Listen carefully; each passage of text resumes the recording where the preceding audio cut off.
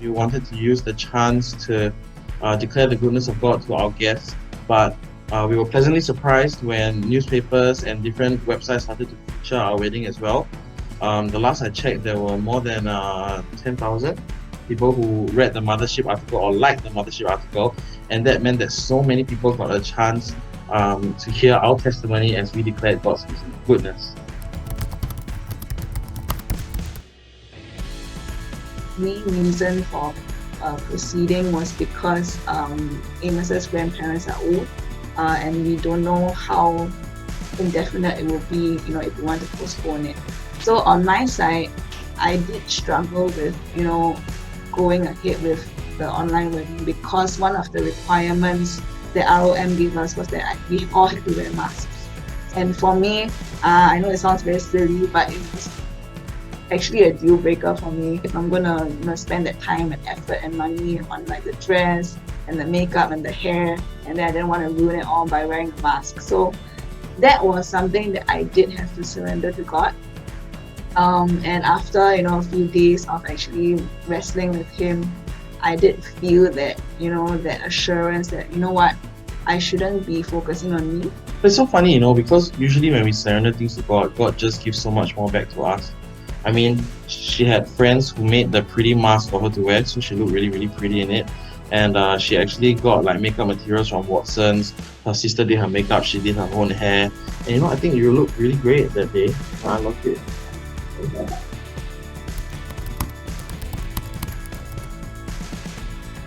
Interestingly enough, when we did it over Zoom, some of our original goals, in fact, were not just to be done over Zoom, but were enhanced. For example, the well wishes that we could have, so the active engagement of our guests, it became a lot more because they could go into the Padlet and send their well wishes. Usually in a wedding, when you're having a march through or when you're sitting through the wedding, you can't really chit chat, and it just shows how lively and excited everybody was after the wedding when we had the time to look through the Zoom chat records. I think we had a good laugh and it was really fun. One thing that we regret or we were a bit sad about was that our family could not fully come, or our bridal party could not come. Yet we really, really felt that they were there with us because of how active they were in supporting us from behind the scenes. My brother and my sister were at my parents' house and they were in charge of the Zoom itself, admitting people in, splitting people into breakout rooms, so that at the end of the wedding, when we split into breakout rooms, we had such an easy time going in and out of different breakout rooms to talk to everybody. That was because behind the scenes, our siblings did so much. And there was one tech run that we did that we invited our bridal party, and from there they had a few comments to make. They felt that maybe it was a little bit dark, and without us asking or anything, we were perfectly fine with it. We thought it was okay, but they sent us spotlights. They sent us different things that could add value, and so we didn't even need to think about it. All we focused on our end was how we could glorify God, and yet God provided so many other things along the way so that He could be glorified. That was just amazing for us.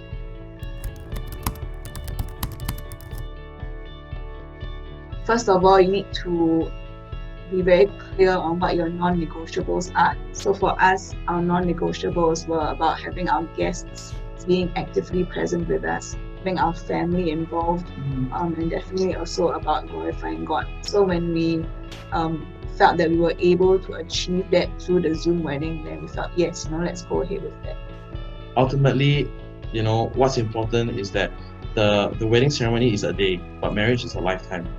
And we don't want to compromise on the things that will really affect the marriage. And I think what was good about our wedding was that because we had to scale down, we really had to focus on what was important.